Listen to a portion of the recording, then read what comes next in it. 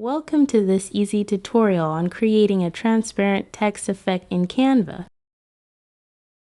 First, go to the Text tab and add a heading. Type in the text you need and customize its style.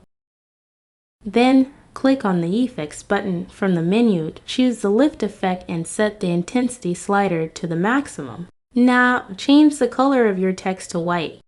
To enhance the effect, duplicate your text layer and place the copy directly over the original. Next, go to the Share menu and click Download. Select to download your design as a PNG image. After downloading, delete the original text from your page.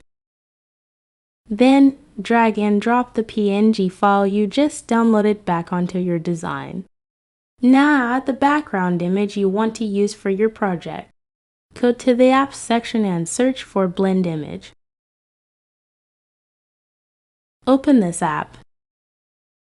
Inside the Blend Image app, set your background picture as the bottom layer. Then, set your text PNG image as the top layer. Finally, change the blend mode for the top layer to multiply. Your transparent text effect is now complete and integrated with your background.